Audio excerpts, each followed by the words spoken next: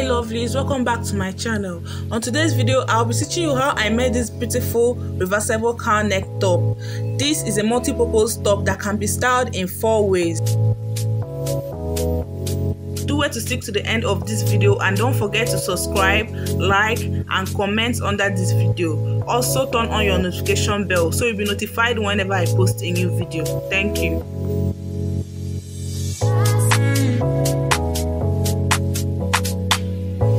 I did was to fold my fabric, and I'll be using a two-faced fabric for this project.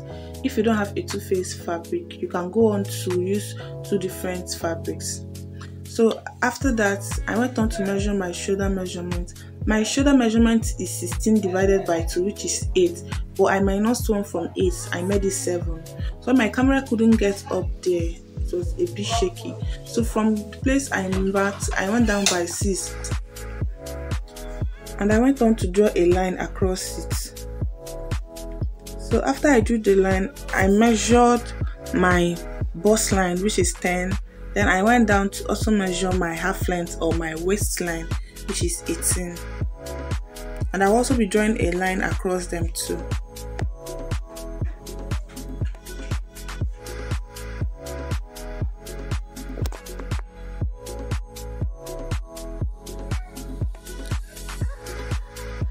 So after I was done with the lines, I went to the point where I marked 6.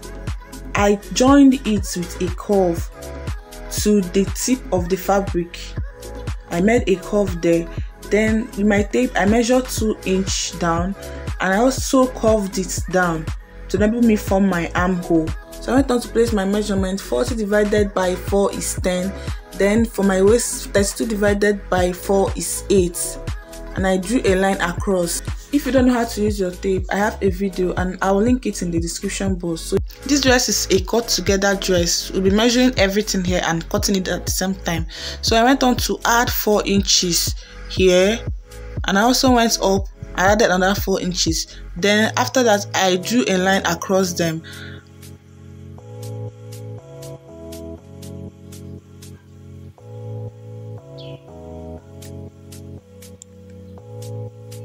So after drawing the line, I added extra 3 inches from the waistline down because this cloth will be having a basque effect. So I joined it from here, forming something like a triangle from there down. Then guys, don't forget to add your sewing allowance. I added extra 1 inch for my sewing allowance because this is a sew round dress. We'll be sewing everything together. So after that, we'll be cutting it out with our scissors, and I indicated where I marked my seat because that is the shoulder line. That is where our hand will be. So when I reached there, I notched it. So make sure you notch yours so you know where you put the hand.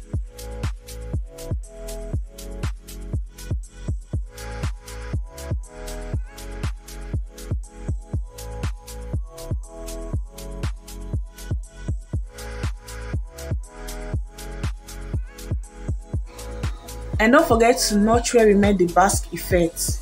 Down there, notch it also. I'll be using this piece to trace out the other piece. I'll use this fabric to trace out the other one.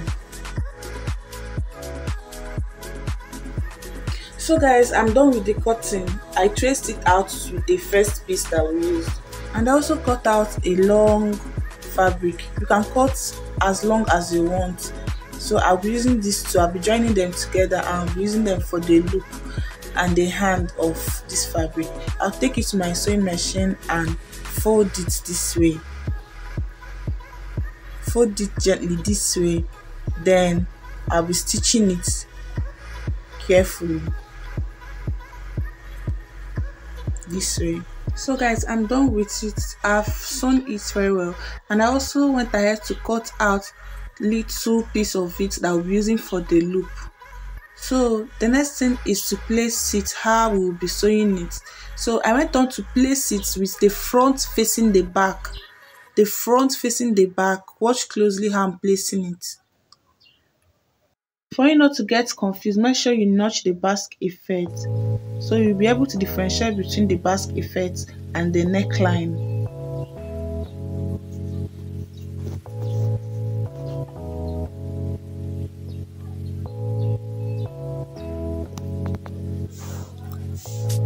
So the next thing will be to place the hand of this top.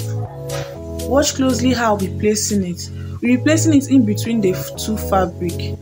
So we use one end and place on the notch that we made. Remember the 6 that we notched up there? Yes, we're placing it there for one end of the line, and we're placing also here. So go ahead to use your pin to hold it.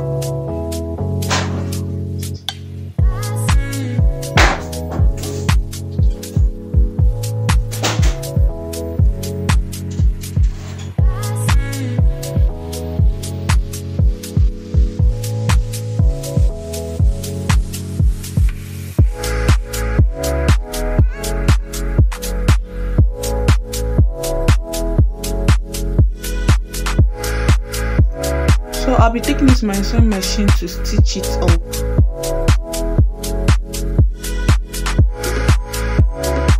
So I'm done with the stitching, guys. I stitched it very well. Then I used my scissors to trim off some rough threads. Then when I turned it, this is how it was looking, and I must say this is very beautiful. From the back, from the front. In fact, it doesn't have back and front. You can use it either ways. So I went on to use my scissors to divide the rope into 2 equal parts. And next thing we'll be doing will be to add the loop. Please make sure you give this video a like and subscribe so you'll be getting more content. So I went on to measure the distance of the loop I want. I just need 5 loops. So I marked it this way. You can go on to mark as many as you want. It's just your decision. After I was done with the marking, I went on to place my loop. I folded it, and with my pin I'll be placing it on the fabric.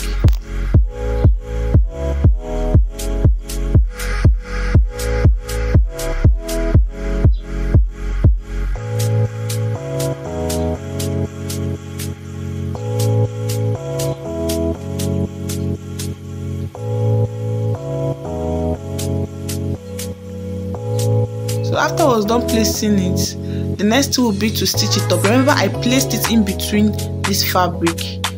In between the fabric, I placed it that way. So now I'm closing it up because I'll be taking it to the sewing machine to sew around. I also placed the loop on the other side of this top. So now I'll be sewing everything around. I'm done with the stitching, and this is how it looks. I stitched every corner of this fabric. I stitched the basque effects everywhere.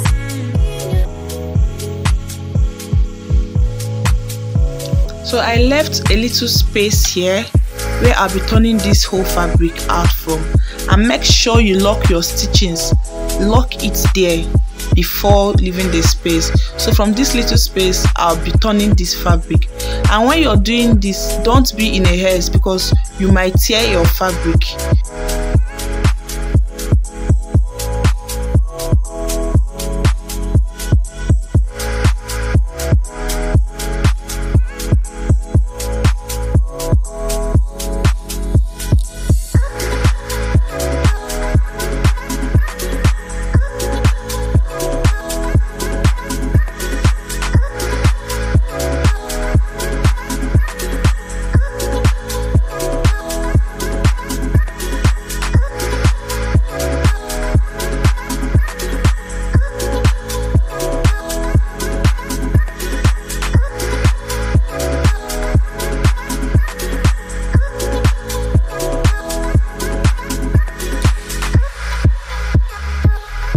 So I finally turned this to the right side, and I'm trying to arrange it now. Turn out the loop, turn out everywhere. So this is how it. And I must say this top is looking very beautiful. It has 2 sides and can be worn 4 ways. One top, 4 styles. This is splendid. So we've come to the end of this video. See you in my next video. Bye.